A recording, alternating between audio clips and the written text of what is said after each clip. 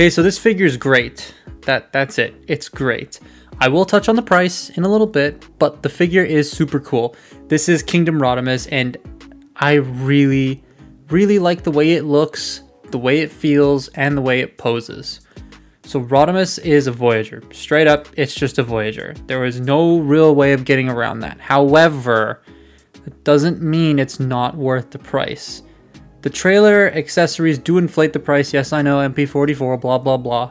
But the engineering and the sheer improvement in plastic quality also drive up the price, and that's something I am willing to pay extra for. So I really love the way this thing feels. It's dense, it's solid, it's really good to handle. It poses really nice, all of the joints are nice and smooth, nothing's loose. It's just a very nice and pleasant experience messing with this figure. A lot of people say it's too detailed and greebly, but that fits most of the Kingdom aesthetic. Like, it's not the SS86 aesthetic, which is the reason why I think it bothers a lot of people, because they want it to go with their hot rod. But it's technically not meant to. It fits with the Earthrise Kingdom Siege aesthetic, so that doesn't bother me.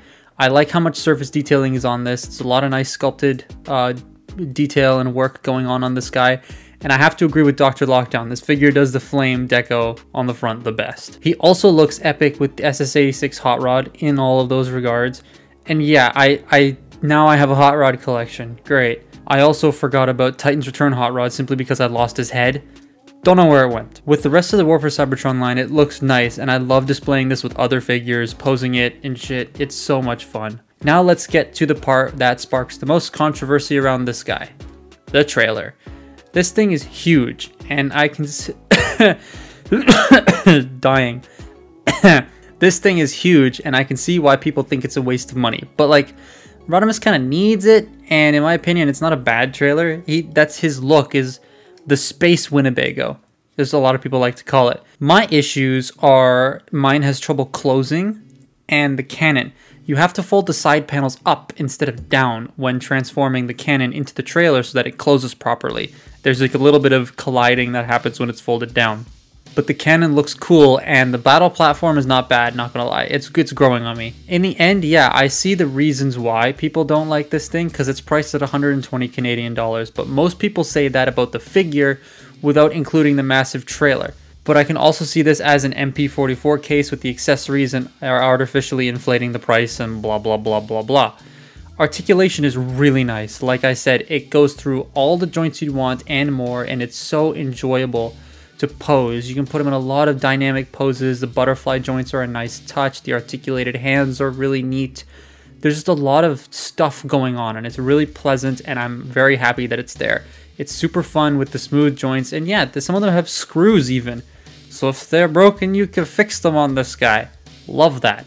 He comes with a lot of stuff. A sword, a gun, a bunch of MGO Belush parts. These are a lot of fun, and I'm happy to have some more of these FX parts. They do store in this little drawer under the trailer too, which is quite nice. Transformation is a joy. There are some shared concepts from SS86 Hot Rod, which was to be expected, but at the same time it feels very different, and I love it. It's well engineered, but not over engineered to the point that it makes you rip your hair out looking at you, Toy World Knight Orion.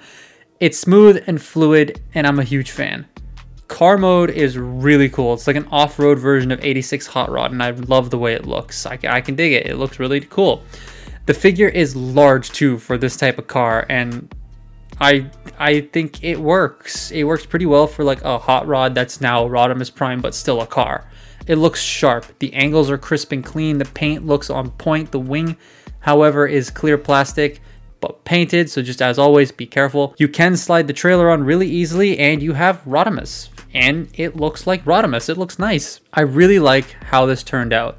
The flames look really nice. The color separation is super clean. The pipes look great and flow pretty well. There is a bit of a gap, but that doesn't really bug me that much. It's very big, like very, very big, and that's really cool.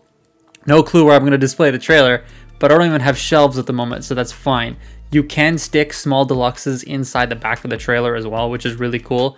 I really like that feature. It actually fits deluxes, which is nice. It's also much bigger than the Power of the Primes version. I like this, but $120 still feels a little steep. $100 I would be okay with, but I did get this at a huge discount anyways because of some saved up points that I had and some coupons. So I'm really happy with my purchase. And if you can get this thing on sale or something, I highly, highly recommend getting one.